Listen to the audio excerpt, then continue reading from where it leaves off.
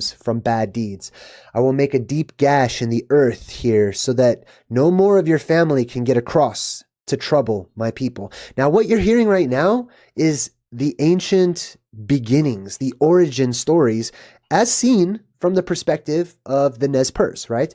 If we can learn to exercise comparative mythology and to see all of these perspectives and put all of them together to find out, holy cow, are you serious? Uncommon Truth Shaman, thank you.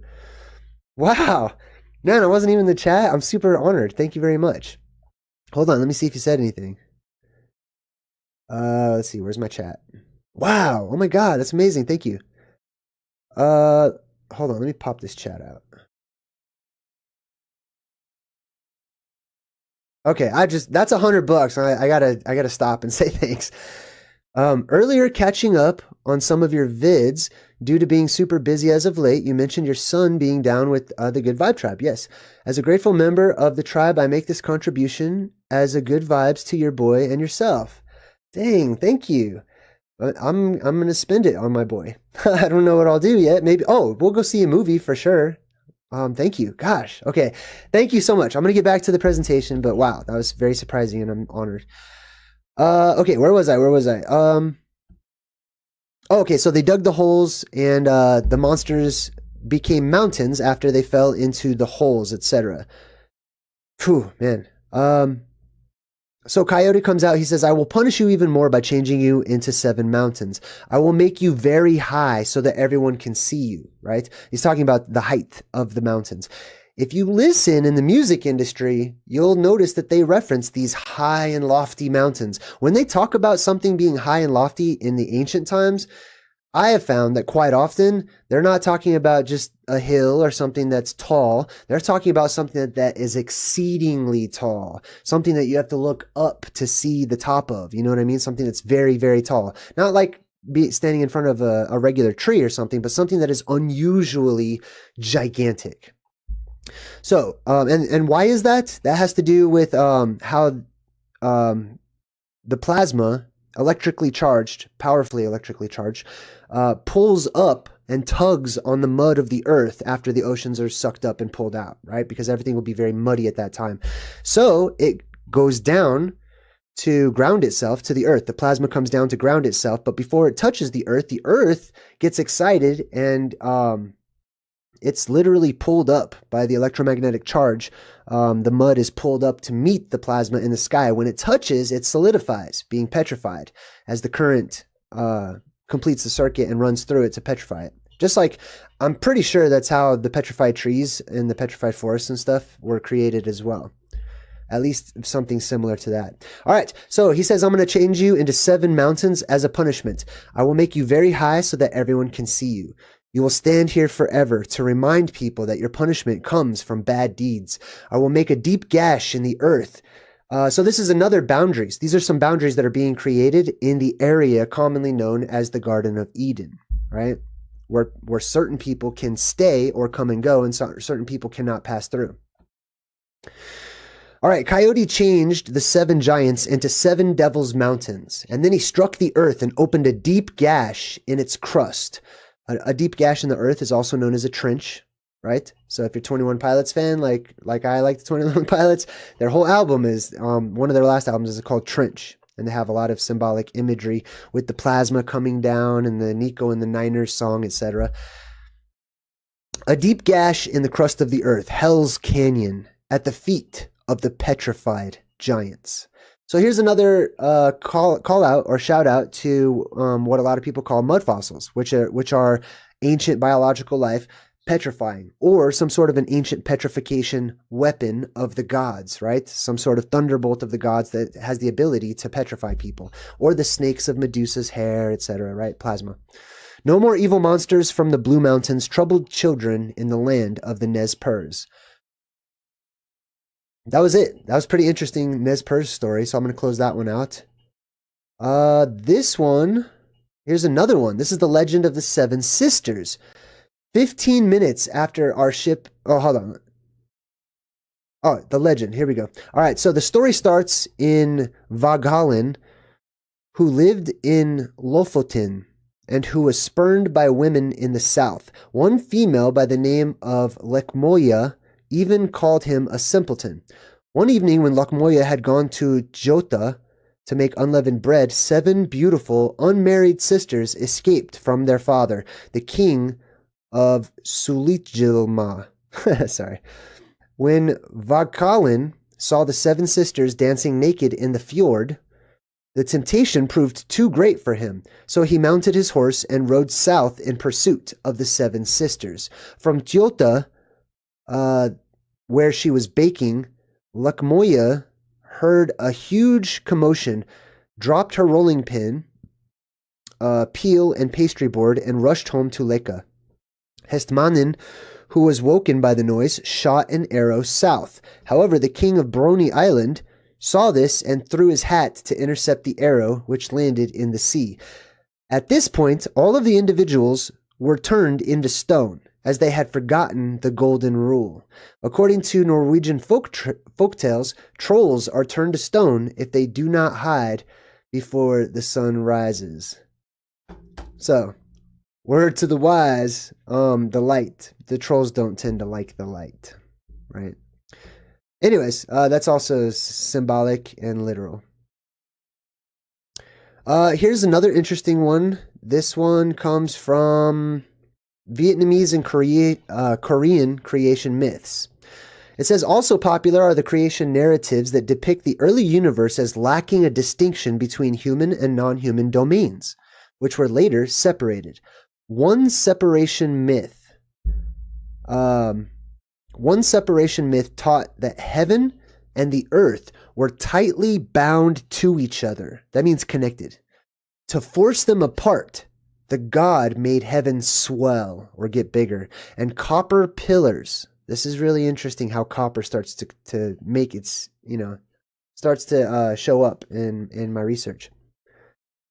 Copper pillars were erected on the earth's 4 corners to keep apart the heavens and the earth.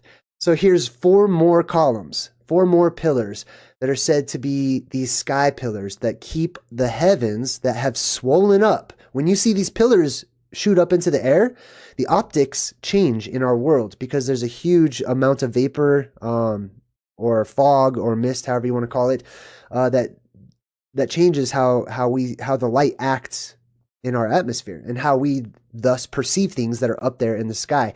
So essentially, what do you call it? Like it's I can't remember the word for it, but it's like when you zoom in on something optically, right? That's what's happening with our sky because the optics change, because the conditions change. So the sky, when the sky is seen as swelling, that's or crashing down to us, right? Because a lot of people thought that the heavens were falling, essentially. That's when you see the support pillars, the support beams of the earth that shoot up out of the earth. All right, last but not least, we also have, now these are just some references. There's many. This is a great study if you're interested in this particular topic. There's mounds upon mounds of information that you could look up. The 8 pillars, also known as the 8 pillars of the sky. Let me make this one a bit bigger.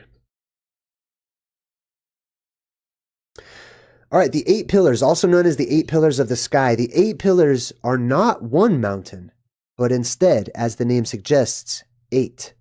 Each said to be located along one of the main compass points. According to Chinese mythology, the mountains were thought to hold up the sky, although only 7 still maintain this purpose. So they still see it as 7 mountains holding up the sky, right?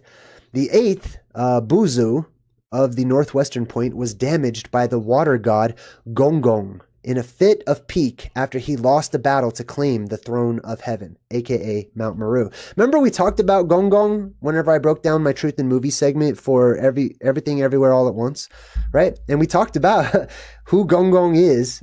Very interesting one. Definitely check that one out. So yeah, let's go back to our main map. There are various pillars. There are various sky pillars. Sometimes they're cartoonified over time, and it falls to us to reconstruct these legends, these myths, these prophecies, these stories, and ancient texts, and combine them and balance them out with what we know today, or with what our current understanding of things scientifically is, right, so far.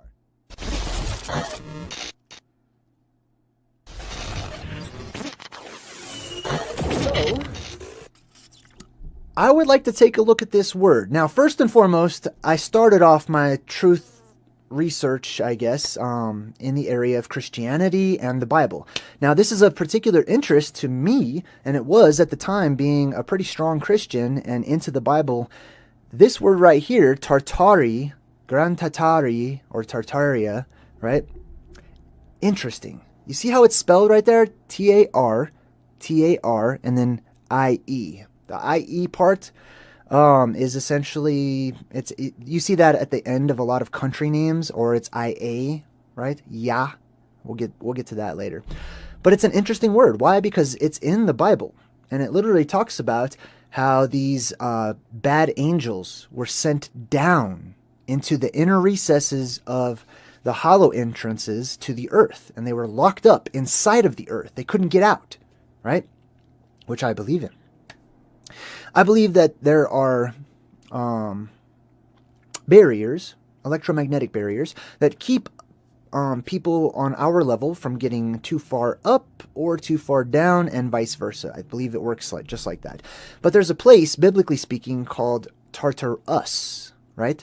Tartaria, Tartarus, etc. It's the strong Tartar.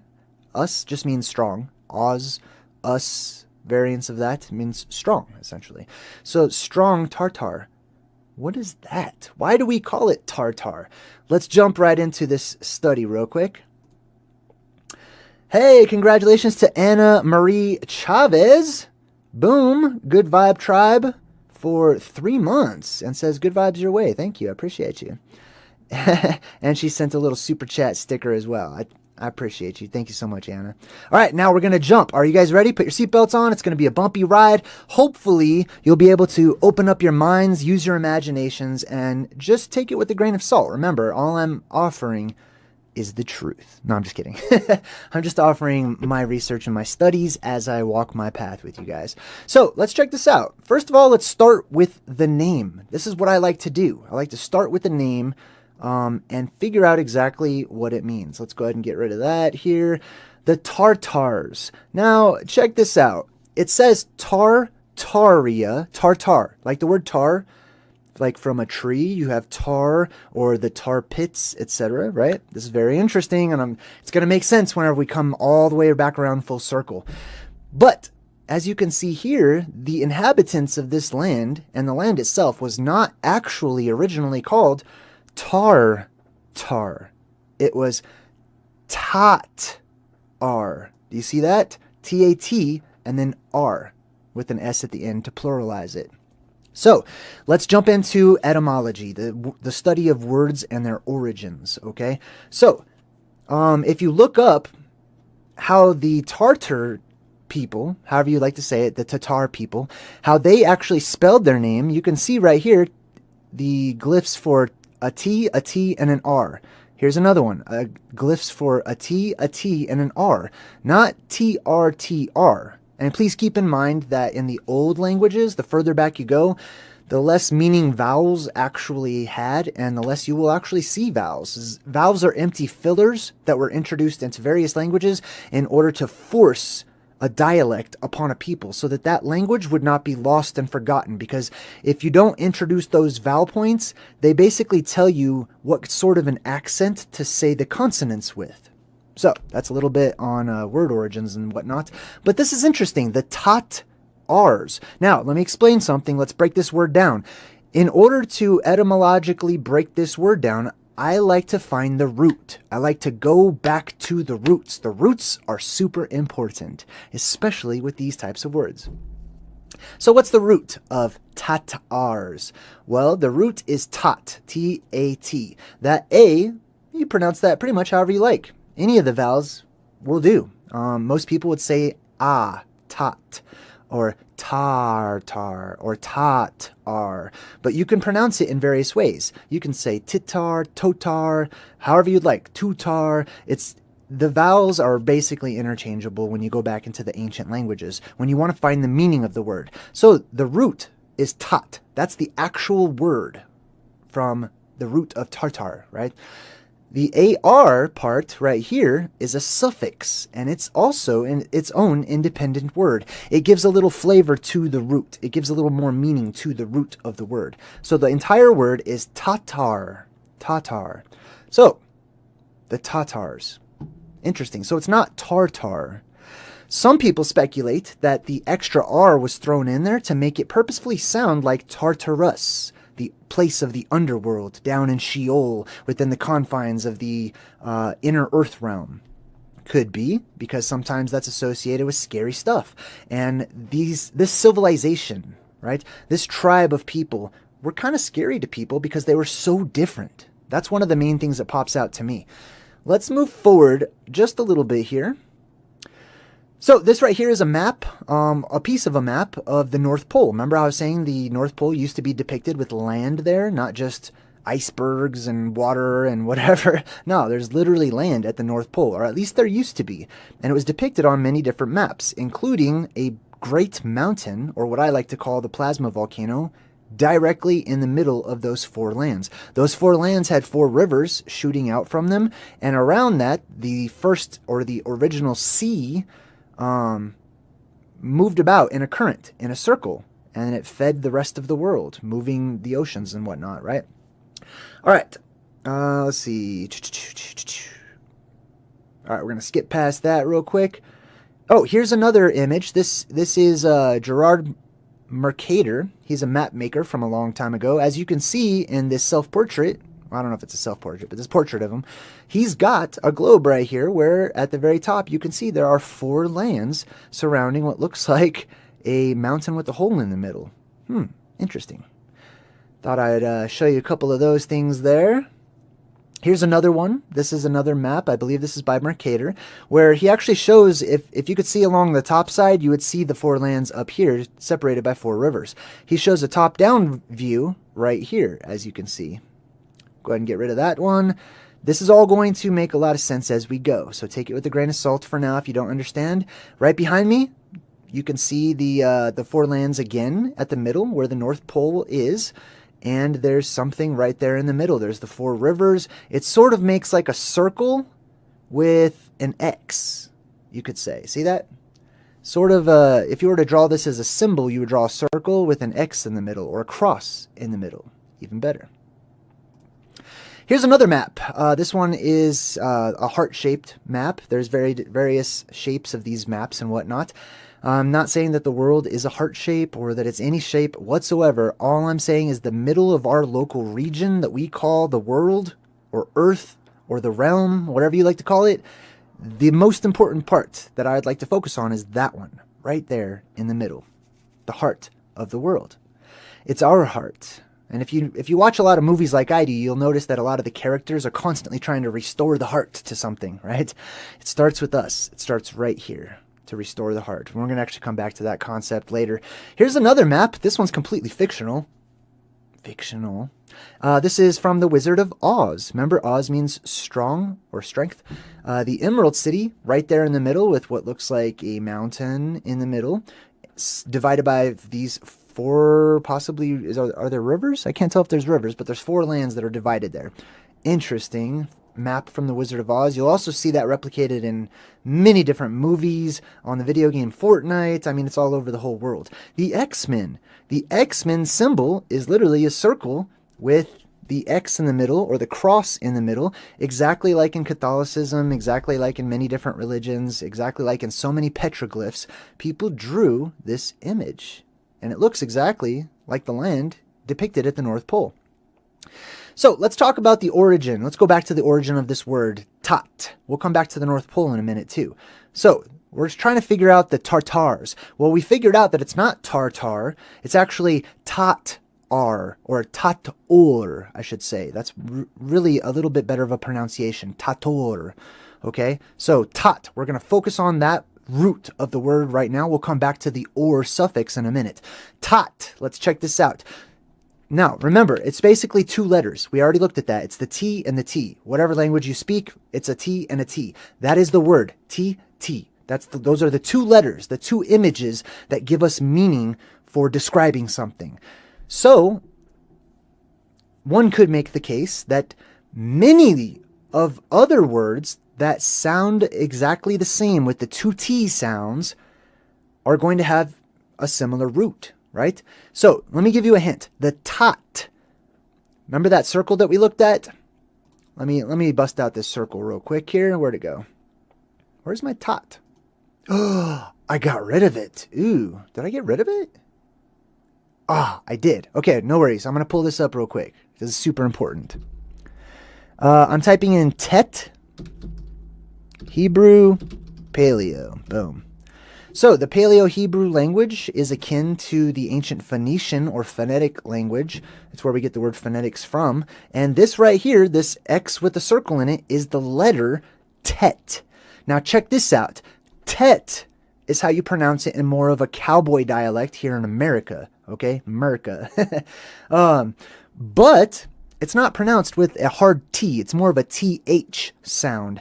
This is also the theta in the Greek language, theta, right? So the tet is actually thet or theth, however you'd like to pronounce it, but it's more of a TH sound than it is a T sound. They have another letter T towards the end of their alphabet, or their alphabet, and that one is more of a hard T sound, okay? But this one is more of a TH sound, and it's a circle with an X right in the middle, just like at the North Pole, right? It means, it's the letter tet. It's the 9th letter of the Phoenician or ancient Hebrew alphabet, or alphabet, and therefore it represents the number 9. Interesting. So if you come across the number 9 a lot, right, and you wonder what the number 9 represents symbolically, you can go back to the roots of where the number 9 came from and what it was drawn as, which is this. Now, if you look over here, you can see it says the pictograph for the tet looks like a snake coiled inside of a basket. Not to me. That doesn't look like a snake coiled inside of anything to me. I mean, I'm just saying. However, the concept or the image of a snake is strongly associated with this particular glyph for some reason, right? I believe, personally, because this glyph represents the land at the North Pole. It represents the top of our world. And that is the garden, the original Garden of Eden. It's the place where the fruits of the world first grew. It's the place where the snake lived in the Bible, in paradise with Adam and Eve and stuff, right? I believe that the snake is plasma. Okay, we've talked about that many times, and I believe that there is a mountain in the middle of the world, or a great tree that shoots up from the middle of the world in the form of plasma. But let's get back to the tet. It says the pictograph for a tet looks like a snake coiled inside of a basket, whereas the classical Hebrew script is constructed blah blah blah blah blah.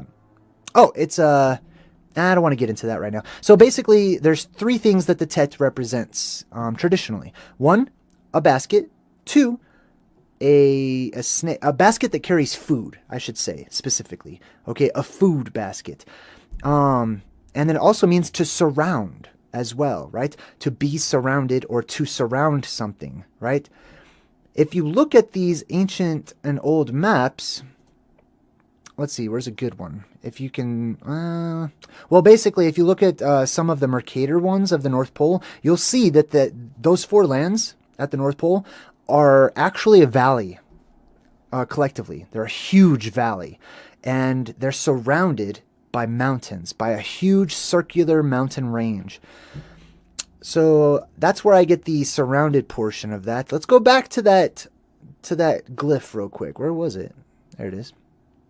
Okay, so this is the letter tet, the 2 T's, tet, tit, tot, however you like to pronounce it. This glyph right here represents that. All right, I feel like I'm beating a dead horse. That's creepy. I won't say that again. Let's see what else we got here. So, tot, right? Remember, it's pronounced TH, actually. This is the exact same word, tot. You can pronounce it in many various ways, right? There's variants to these things.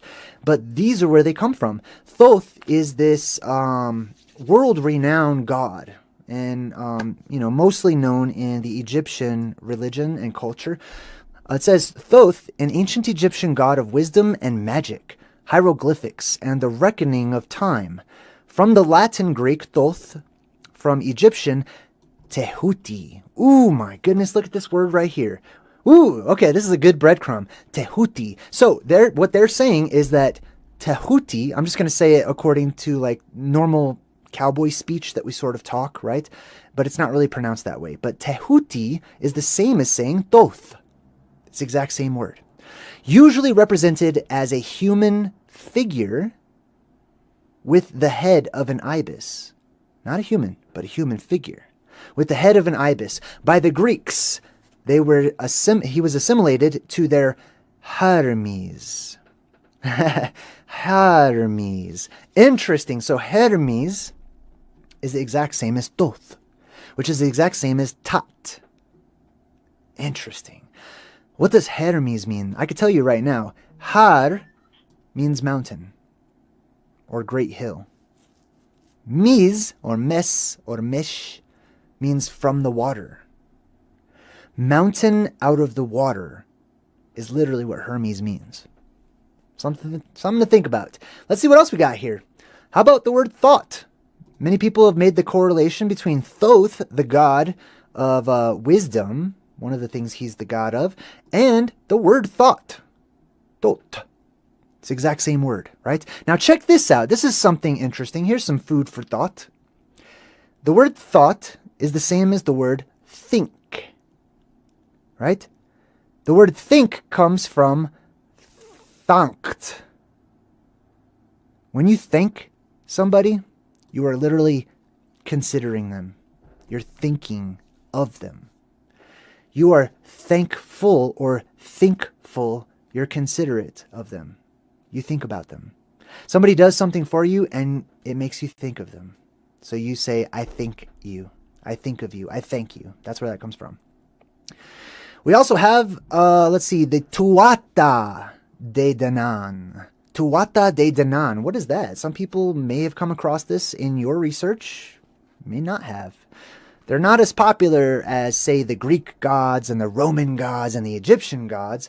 This is more Gaelic or Celtic, Irish type mythology going back to their beginnings. But check this out. Tuata de Danann. Danann is the name of a particular god or goddess. De means God, like Opus Dei. The word Dei literally means God. What is this? We have a T and a T again. Tuata. Tuata. Interesting. What was that other one that we just learned about, right? Let's go back here. Let me get rid of this one right here. Let's see. Tehuti, remember? Thoth, another word for Thoth or Tat is Tahuti. Tahuti. They just put an I at the end of it. It's a suffix, essentially. Tehuti is the same as Tuata. Exact same. So what does Tuata mean? Well, let's check it out. Tuata de means tribe of the gods. So it means tribe. Tuata means tribe. Let's see if we can get some more witnesses to this to establish it. Let's move forward. Oh, check this out. This is a pretty good book, actually. What is this? It's called Race and History. And there's various chapters about the Tartars. And see how it's spelled right next to my head right here? T-A-T-A-R. Not Tartar. However, Tartar is fully acceptable, and I'm going to teach you guys why. But let's keep on the Tat, okay? Another famous Tat is King Tut, or Tut, as we would say in our cowboy accent that we have here in America. King Tut. Well, his name is not just Tut, okay? It's Thoth, or Thoth, right? Thoth. His name is Tutankhamen. Tutankhamen. Tutankhamen, if you're a cowboy. Right? So Thoth, one, the tat at the beginning of his name. Ankh, the symbol for life. Amen, missing. Interesting. Did you know that King Tut actually wasn't born with that name? No, it's named after his father, Akhenaten. Ankhenaten, right? Ankhenaten. So his name was actually Tutankhaten. Tutankhaten. So in cowboy language, if he would have kept that language, his name today would be Tutankhaten instead of Tutankhamen. Whatever, however you like to pronounce it. It's very interesting to me, the name of King Tut and what he was named after, right? This is called the Amarna period. Let's check this out real quick. It says the Amarna period was an era of Egyptian history during the later half of the 18th dynasty, when the royal residence of the pharaoh and his queen was shifted to Akhenaten in what is now Amarna. It's marked by the reign. Hold on one sec. Let me go to Akhenaten real quick. Let me just check out Akhenaten real quick, okay? This is King Tut's dad. You may have seen him on shows such as Ancient Aliens a million times. So, Akhenaten. What does his name mean? Let's check it out.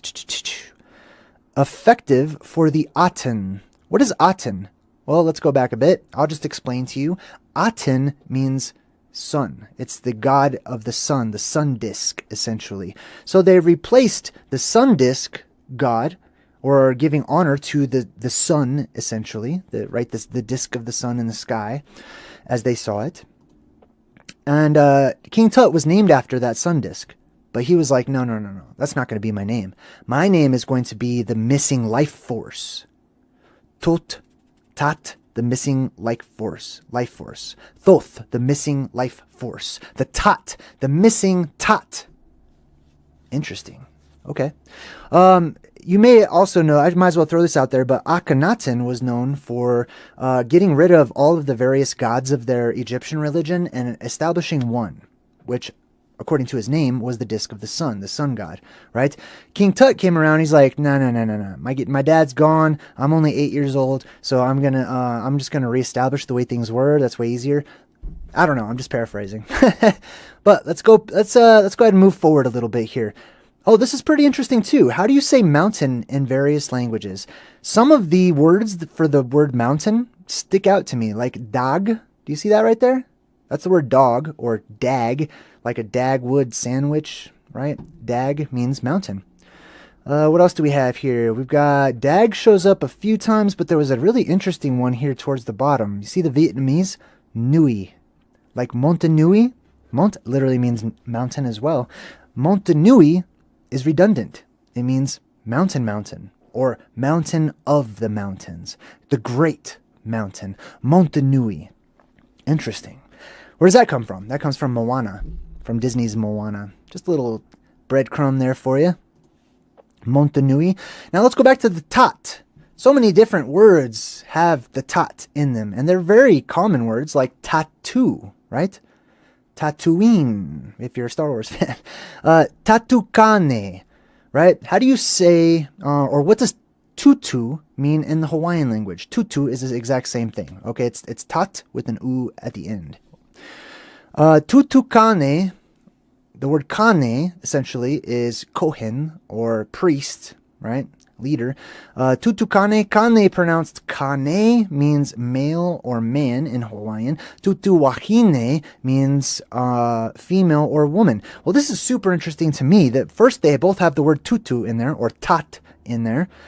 And then they have one word which means priest, and another word that means essentially beautiful. Remember how we studied those pillars, the rod god and the pillar symbolism? Well, one of those pillars was named Joaquin, or Joachim, or Joaquin, or however you like to say it in the cowboy way. It's Joaquin, right? There's many different ways to pronounce it. Like Joaquin Phoenix, that's totally the exact same name. What else do we got here? Check this out. Let's look at some cuneiform. I don't really talk about cuneiform a lot on my channel. I'm always learning though. So I want to share something with you I learned in the cuneiform. The T for the Tat, right? The letter T is this glyph right here. Let me see if I can make that bigger for you. See that glyph? This one right here. Boom.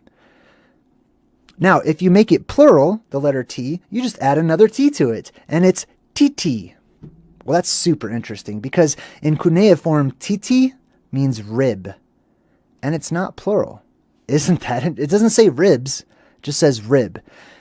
Interesting. This is the word tat in cuneiform, one of the oldest languages in the world, and it means rib, but it also means arrow.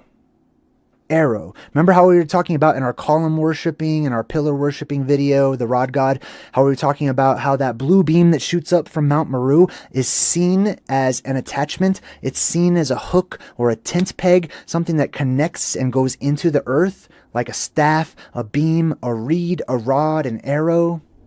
That's what we're talking about, and that's how you draw it right there. So, an arrow or a rib. That's interesting because there's a story about somebody making a person out of a rib. Theta or theta.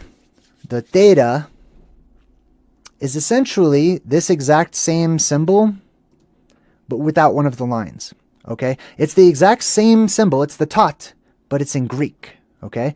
Now check this out. Whenever we transliterate this, or whatever the word is, from the Phoenician to the Greek, it looks like, can you see it there? It says derived from the Phoenician letter tet, with a little X with a circle. You see that right there? Boom, X with the circle, little X-Men symbol. I believe it's the X-Men symbol because the people that go to the North Pole are closer to the blue beam and therefore stronger in power that they get from that electromagnetic energy, etc. There's all kinds of backstory to that, but we'll talk about that another time. In the system of the Greek numerals, it has the value of 9. Interesting. It's also, the theta was used as a warning, a caution. It also, by extension, meant death. And it's just a circle with a line through it. Kind of like, oh, Deadpool. That's literally Deadpool's symbol is the theta or the tot. Deadpool is an immortal. Deadpool can't die, and he's represented by the color red. Super interesting. So if you're just now joining us, we're talking about the origin, the etymology of the word Tartar, or the Tartars, or the Tatars, the Tartarian Empire. Who are these people? The civilization of the Tatars. Check this out. The theta is also used right behind me. See that right there? In math. In math, it represents an angle to a plane. A plane as in a flat surface. An angle. Like, I don't know, a volcano, a mountain, etc. It's symbolized by the theta, or the tot, or the tet. Interesting. Wow, we're getting some places with this, right? It's all about to come together. Another tet word is that. Remember how we looked at the ancient cuneiform script and the glyphs that said that it literally means arrow? That is this. It's an arrow. It points. It directs somebody. That's what the word that means. It's literally an arrow, and it's the word tet, essentially. I thought that was pretty interesting. We also have Teutonic, right? If you've looked into ancient cultures, you'll come across the Teutonic people. Teutonic, let's see. Let me go ahead and just read this. From the 1610s, of or pertaining to the Germanic languages, so this is ancient German peoples, and to the people or tribes who speak or spoke them. From the Latin Teutonicus, from Teutonis, Teutoni. Hold on one sec. I'm super sorry. The name of the tribe that inhabited coastal Germany near the mouth of the Elbe and devastated Gaul back in 113 BCE, blah, blah, blah, blah, blah, blah, probably from the Celtic and Proto-Germanic word Dudanos, and from the Proto-Indo-European root. When you see that pi, all capitalized, means Proto-Indo-European. That's super old language. And it's tuta, which means no way. Look at that. Make that big. Can we make that bigger, please? Tribe. Tot. Tet. Remember we were looking for another witness to that to the other word? Tehuti? Where is it? Make that smaller. Jesus, right there. Tehuti. Where's the other one? Tuata, Tehuti, and then we've also got, oh, no, we're not there yet. Tuata, Tehuti, we're not there yet. Where are we? Oh, Tuta, the Proto-Indo-European root. It means tribe. So, by extension, we can assume that the word tet, tot, thot, however you like to pronounce it, the root of it essentially conveys family. It conveys a group of people. It conveys a tribe. It conveys a civilization. It conveys whatever other words that mean the same thing, right? Pardon me. All right, so interesting. Let's check that out again. Teutonic, right? Forget about the onic part. Just look at the root. Toot, right? Tot, like King Tut, Tutankhamun, however you like to pronounce that. There's also the Grand Tetons, which is an amazing place. I've been there a few times. Mountain range. Now, the story, I never liked the story of the Grand Tetons. You know what they'll literally tell you if you go up to this national park? If you say, hey, what are the Grand Teton mountain ranges named after? They'll say big titties. I'm not even lying. Which is interesting because tat or tit or tit or whatever, or titi is actually literally, in many different languages, how you describe certain genitalia from male and females. I kid you not, right? It doesn't make it bad or grotesque or perverse or anything. It's just that these words changed over time. What does it mean? It means something protruding at an angle. Same thing as the theta, right? Just like this mountain range. Some people would say it just means big boobies, and that's how they see it. And in a way, they're sort of correct in that they're angled to the plane or the earth, etc., right? But it also could mean the great Teutonic people, the great family, the great tribe, the great gathering. That's what also this could mean too, by extension. So we've talked about the root of the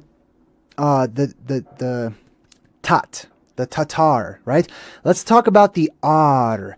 We talked about tat, the tat-ar. Remember, tat is the root, ar is the suffix, or or, you could say.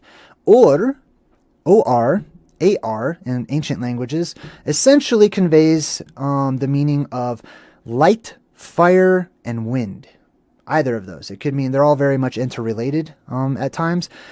So we go to the word ora, which is just or, essentially.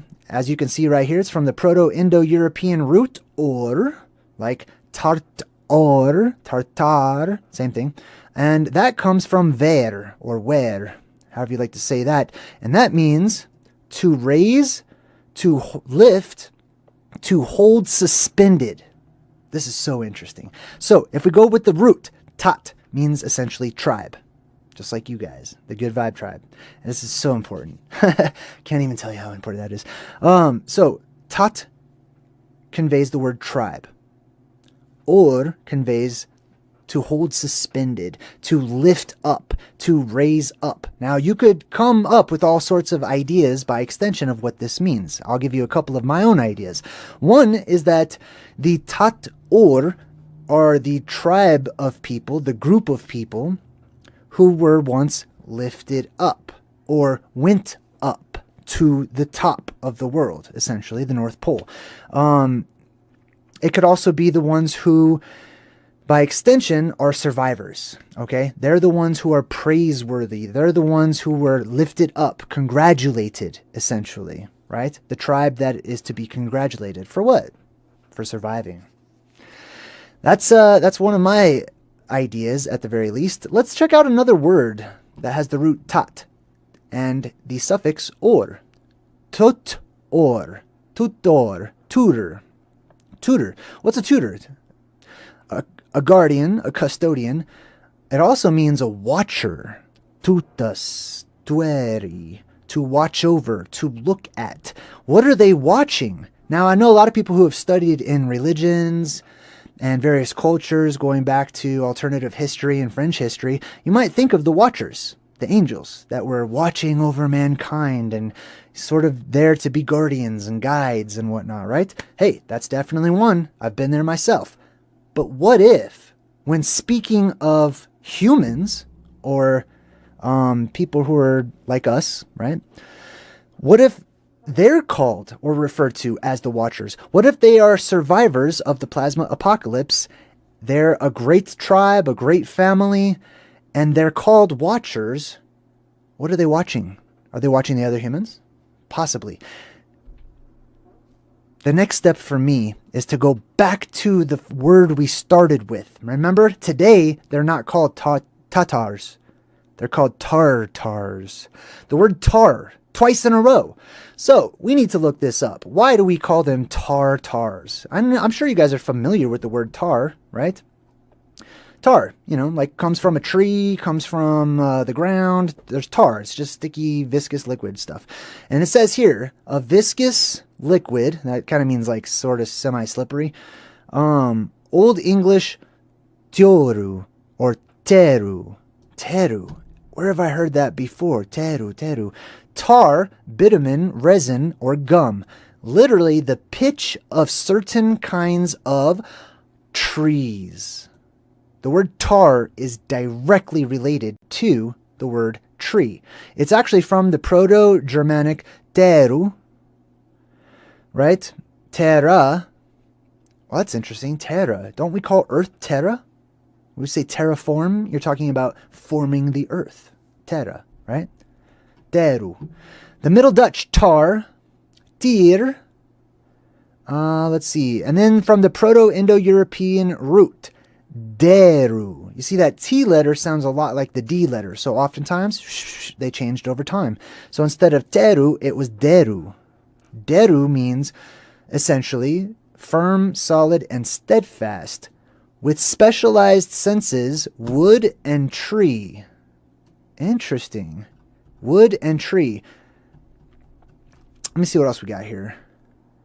I want to talk about the word teru a bit more. Let's see if I can find... I made the page too big, so now I'm all out of place. Let's see, what do we got? Let's see. Teru, teru, teru, deru, deru, deru, deru. I'm just going to type in deru, see what it does. Boom. Let's see what happens. Does it have it? Deru, there it is. Cool.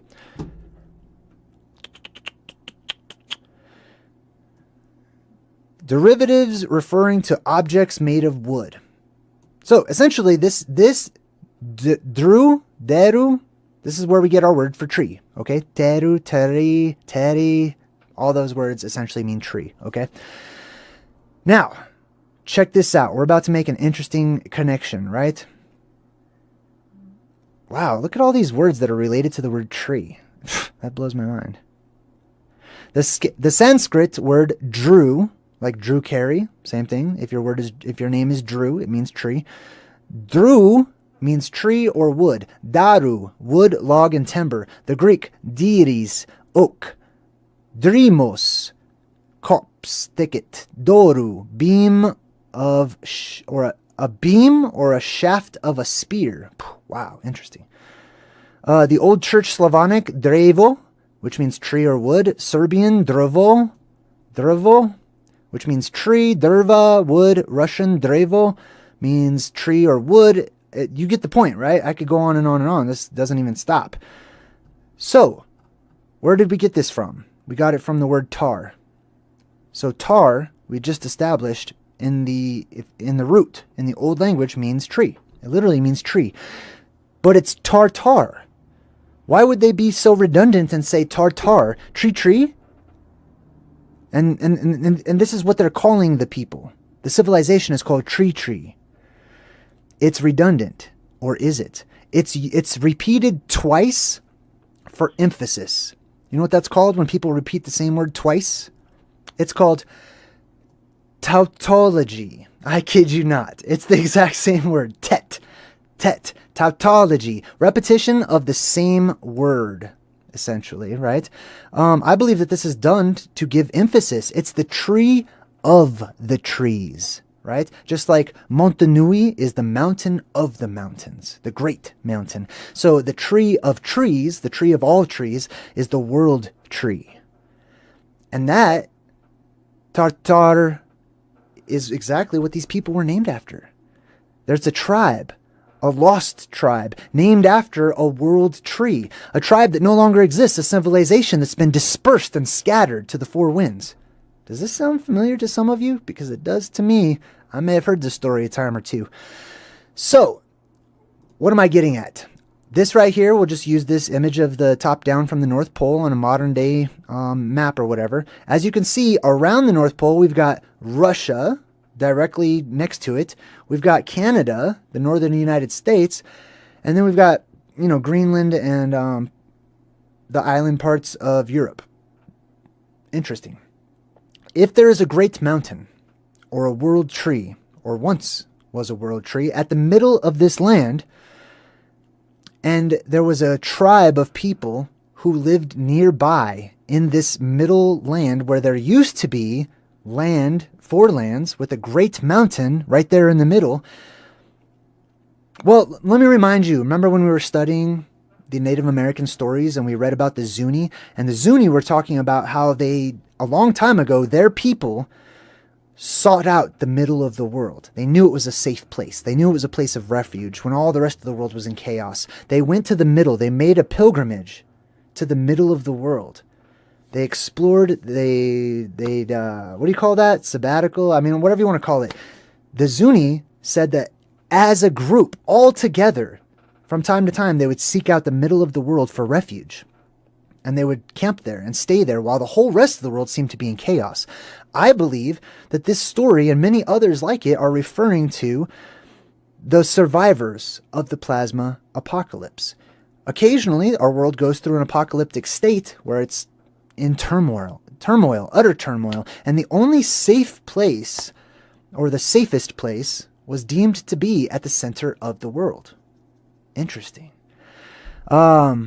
It's kind of like, if you're surfing and there's a lot of turmoil in the form of waves up above, you dip down underneath those waves and allow them to pass. Same concept, right? The Zuni knew this. They talked about how their people went to the middle, stayed there until everything was fine, and then they left. They went all the way around. They started in Rosha. You know what the word Rosha means? It comes from Rosh or Reish, which means the top, the head, the top of something. That's why they're called Russia. They're towards the top. They're originally from the top of the world, right? This is why so many of the Native Americans have these legends that sound so similar to one another, because they come from a tribe or a part of the tribe that broke off and they went another direction. They came down into Canada, Alaska. They became the Inuit. Remember? Nui mountain? Inuit. The Inuit, or the Eskimos, however you like to say that. So, here's the theory. Here's my theory thus far. I propose that the Tartar civilization of the Great Tartaria, right, is directly related to this area at the North Pole that was once on all of the maps, many of the maps, I should say, that I've seen. And this is also coinciding with an inner Earth entrance that has also been described. The hollow Earth entrance, many of these different things, right? So let's see, what else do we have? Tar. Remember the tree? The letter A, or the Aleph, or the Alpha, implies strong. So if you have a strong tree and it's yours, the way you would say that is literally Atari. It's Atari. That's how you would say that. Atari, I find that hilarious because Atari is a video game system. Let's look at a picture of their symbol. Where's the images? Boom. Atari. Now, let me tell you what this symbol is. You may have seen this a million times and you're like, well, I wonder why they drew it like that. Like, what is that a picture of? That's the plasma volcano with the blue beam shooting straight up the middle. It's a strong tree. It's the world tree, essentially. Remember, this is not all truth or anything. It's not all absolutes. I believe that everyone who presents things and shares information or whatever, they have a percentage of it that's like, boom, right on the money. Speaking of being right on the money, by the way, let me go back to that Atari symbol real quick because I want to read the definition of Atari for you. Where'd it go? Oh, I got to pull it back up, I guess. All right, Atari meaning. Check this out. The name Atari comes from the Japanese term Atari, used while playing the ancient Japanese board game. The word Ataru means to hit a target. I kid you not. Why is this important to me? Like I said, I started off my journey in Christianity, studying the Bible and stuff, and if you read what the word sin means, essentially like, to do something bad, right? A bad action, a selfish action. Sin conveys the word picture of missing the bullseye, missing the target, right? The target, if our world is that target, this is the bullseye. Anyways, so here's the meat of it. I'm going to show you the umbrella symbolism okay? And we're going to also talk about some other things as well, but this is our world. Now, I'm not saying this is exactly the way it looks or whatnot, but this is just a general concept of how the ancients in every culture across time, if you go back far enough, typically they saw the world as this type of a cosmology with a domed sky, right? So, this is really interesting too. See how it says pillars of the sky? And it's got the earth actually bending upwards towards the edges there. I think that's a very interesting drawing. But I want to show you how this is relevant. So let's go ahead and put, boom, a little snow globe on top of that. Because the snow globe, as we'll see in a bit, also represents the same thing that the umbrella does, essentially. The umbrella is really just the top part of our world. That's the symbolism of it, and that's the simplicity of it too. As you can see, boom, that is the umbrella. That's the umbrella symbolism. It is the covering that provides nighttime or shade from the brilliant light of the heavens, right? Or the Elysian fields or space or whatever you want to call it. Not academic space, okay? I totally don't think that space is dark or black or any of that. I think it's full of light everywhere. I mean, heaven is up. Heaven is space. We all know that. Every depiction of heaven is nice and bright and white everywhere and pearly and shining and shimmering and colorful. So I don't buy that garbage that space is the black emptiness that we look up when we see the sky, okay? The stars hint at the glory of the actual heavens, okay? As does the sun, as does the moon, all being white, essentially, okay? So this is the umbrella symbolism. Now, why is it the umbrella specifically? It's because of the covering and then that middle rod that goes right up the middle. That middle rod would be right at the North Pole, right where Rupus Negra is, or Mount Meru, right? The sacred mountain. It's actually relevant to umbrella symbolism because we're going to talk about the Umbrella Academy here in a minute. So I'm going to go ahead and take this off the screen. I feel like everybody has a good, real simple, it's pretty easy to understand. If that's the cosmology, okay? So I know everyone has different ones. This one's mine so far. Now, in umbrellas, you'll notice that they actually have sacred umbrellas in religions. Specifically in Catholicism, they have all of these umbrellas that they have, red and yellow, typically in color for this one at least. This one's in the Basilica. Whenever the Pope goes somewhere, they put out an umbrella for him, basically, right? He needs to sit under the umbrella, as does Rihanna, apparently. This one is for liturgies and other religions, right? They have these sacred umbrellas that they'll bust out for different, like, events or occasions or whatever. Not for rain. Actually, the umbrella literally isn't even for rain. Remember the word umber, right? Means shadow. Ella means little shadow. So that has nothing to do with rain. It's providing shade for you. It was literally for the sun, and it was called a parasol, which means alongside the sun, or alongside the light. Okay, I believe I'm guessing as far as para. I think it means alongside. But anyways, you brought it out to shade yourself from the sun, from the light of the sun. So imagine this. Going back to the ritzy people, right? Hold on, let me get back to that ritzy dude picture. Going back to this guy, okay? Now remember, I said he's emulating the real rulers who once came here from above, floated down from the sky, landed in a particular region. I'm going to say Mount Meru. Okay, that's pretty much every story I've ever looked into. The gods, the angels, all of these beings always land on some mega mountain. Okay, now I believe that mountain has been misinterpreted as local mountains, or maybe they just did that just to try to establish their countries or something on the map. I don't know. But I believe all of these mountains, where these angels and gods and demons and whatever you want to call them, that's where they landed, right in the middle. Boom, they came right down in the middle, landed on Mount Meru. We'll talk about that too in a bit. But my point is, this guy doesn't need... I'm guessing, okay? He doesn't look alien enough to me, so I'm guessing he's human. If he is, he does not need the umbrella.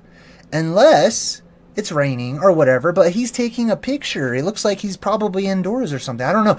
But I can't imagine that it rained that much, right? Or whatever the reason was, umbrellas were associated with being ritzy and rich and in charge, basically. That's because those beings who were in charge were photophobic. When they come down here from the brightness of space and everything, where everything is white in color, or pearlescent, kind of like here, Win Wilson just traveled through time to join the Good Vibe Tribe. Welcome, Win. Nice to have you.